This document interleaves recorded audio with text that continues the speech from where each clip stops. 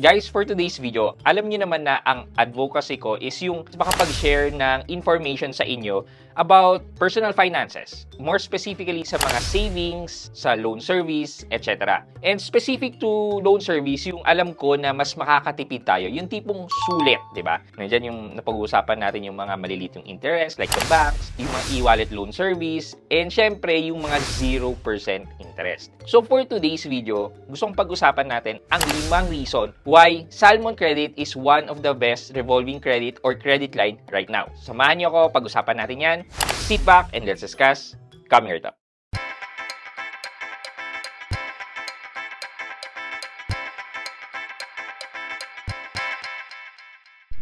Hi guys, this is Pat and you're in Pat Quintos Review TV. So if you're new here in my channel, I do reviews about personal finance na meron akong experience or meron na akong knowledge na ginawa ko na yan ng videos and playlists na makikita nyo dito sa taas. At kung bago ka dito sa channel ko, you may want to consider subscribing to my channel. Okay, so first and foremost guys, this video is not sponsored by Salmon. Sabi ko nga, my advocacy is to share yung mga best and sulit na loan service, savings, etc. And natapat nga tayo for today's video kay Salmon. Paano lang yung sulit si Salmon? Actually guys, parang credit card, di ba? So yung credit card can make or break your finances, di ba? Kung inalagaan mo mabuti yung credit card mo, it will help you make your credit score better. While kung medyo pumapalya-palya tayo sa pagbabayad ng credit card or minimum payment, dun tayo mas nahihirapan or dun pumapangit ang finances natin. So, same thing naman with Salmon. Ganun din. If inaalagaan mo yan, nagbabayad ka ng tama, then it could help your finances and also your credit score. Pero kapag minimum payment lang tayo, hindi natin nasisettle in full, dun tayo mas nahihirapan. Okay, punta na tayo dun sa 5 reason why Salmon Credit is one of the best credit line right now. Okay, number 5 is napakadali lang naman mag-apply dito kay Salmon Credit. You just need a valid government ID, smartphone, and an internet connection. Syempre, i-download yun na lang yung app sa Google Play Store or sa Apple App Store. And once you download it, just enter your information, mag-KYC kayo, and instantly rin, makakatanggap kayo ng approval with your credit line or possibility din na ma-reject ang inyong application. Etong reason natin is more common naman sa lahat ng mga lending service. Pero hindi na katulad ng bangko or credit line na maghihintay ka ng matagal. But kung tatanungin niyo ako, ano mas pipiliin ko, kung mga online lending service ba o Salmon, I would stick na lang dito kay Salmon. Number 4 reason. Once you are approved with a credit line with Salmon, usually yan starting nasa around 3,000 yata. Pag may na-approve na amount ka na with Salmon, you can use the Salmon Credit sa iba't ibang mode. Nandyan ang scan to pay using the QR. Nandyan ang transfer to e-wallet which is the cash advance. Nandyan ang paggamit ng physical Salmon card. And lastly, nandyan din ang paggamit ng virtual card ni Salmon. Just take note guys that if you sign up with the Salmon Credit by downloading the app and entering your personal information, wala ka nang magiging access sa physical card. If you want a physical card with Salmon Credit, you may need to look for kiosk sa mga malls. Usually, nakikita ko sila sa SM Department Store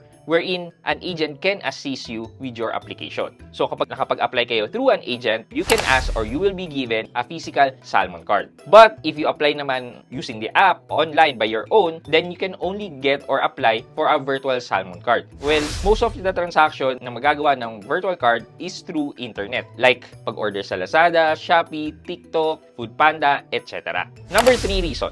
With Salmon Credit, medyo mahaba ang inyong billing cycle. Ano ibig sabihin nun? The usual cycle is 30 days. Kung ano yung nagamit mo ng 30 days, then yun yung babayaran mo. After 30 days, mag-generate ng bill, and then you also have another 30 days to settle your dues. Ibig sabihin nun, nasa around 60 to 61 days na binibigay na palugid sa'yo para mabayaran lahat ng inutang mo within the 30 days. Even credit card, guys, nasa maximum lang ng 10 to 15 ang additional sa 30 days. So, that's around 40 to 45 days ang additional na binibigay ng mga credit card. So far, bukod kay Salmon, ang pinaka-alam ko na matagal is yung mga credit card. Sunod si Atome and Bilis. So, naglalaro sila ng 40 to 45 days. But then again, with Salmon Credit, pwede kang umabot ng up to 60 days. Di ba? Hiniram mo, hindi ka kagad magbabayad ng after 10 days pag generate yung bill mo. Pwede mong sagarin hanggang 30 days or 31st days. Disclaimer lang guys, bakit 60 to 61 days? Kasi guys, minsan guys, merong 31st of the month, minsan 30 lang. So, parang dun siya nagbabago. Especially itong August and July na parehas na 31 days. Okay, number 2 reason Hindi katulad ng ibang buy now, pay later or revolving credit, si Salmon Credit ay may minimum amount due. Just in case lang na nahirapan ka sa pagbabayad at wala kang pambayad by your due date na on the 60th or 61st day, pwede kang mag-minimum amount payment. Pero guys, hindi ko po ito nire-recommend sa inyo. Bakit? Kasi hindi nyo ma-avail yung isa sa pinakamagandang benefit or feature nitong Salmon Credit. What I recommend is that use only what you need and make sure na may mapagkukunan kayong bayad in full pagdating ng inyong due date. Kasi kapag nagbayad kayo in full, for our number one reason, magiging 0% ang inyong mga inutang. Ano ibig sabihin? Ang ibig sabihin lang nito, kung ano lang ang hiniram mo, yun lang din ang babayaran mo. Thus, basically, nakahiram ka sa kanila ng walang additional, walang interest sa loob ng 60 days. Saan ka makakita ng ganun kahaba na 0% pa? At the same time, up to 100% ng credit line na binigay sa inyo ang pwede mong gamitin na 0%.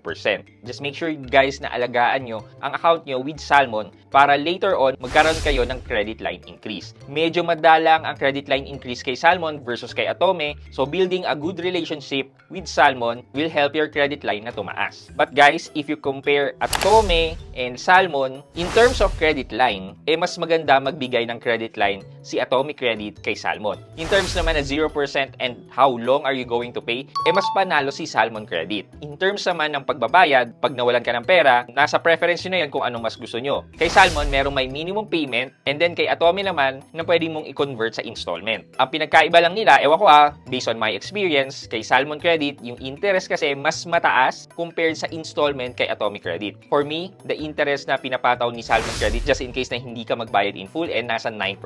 While kay Atome naman, kapag kinonvert mo siya in installment, nasa around 6% per month ang isa-charge sa aking interest. So, hindi ko alam kung parehas sa inyo. So, basically, yan ang 5 reason why Salmon Credit is one of the best revolving credit na may 0% interest. For our question of the day, sa dalawa, Atome and Salmon Credit, ano sa tingin nyo ang mas appealing sa inyo? With their benefits and features, ano ang mas madalas na ginagamit nyo? Let me know sa comment section sa baba at may chance kayong manalo ng 1,000 pesos sa ating weekly GCash giveaway. Yun lamang po for today's video, but before we end this video, mag-shoutout po muna tayo at shoutout kay Razel at Razel9543. Sabi niya, "Yehey, I love GoTime." Yan, kay Razel or at Razel9543. Shoutout po sa inyo. Thank you so much po for watching and supporting my videos. Maraming salamat. I hope you like this video. Leave a thumbs up, and if not, wala nang problema dyan, but continue to support me by subscribing to my channel by clicking the subscribe button and also the bell button sa sabing subscribe para makareceive ka ng latest notification sa lahat ng upload ko. Again guys, this is Pat Quinto and you're in Pat Quinto's Review TV. Bye-bye!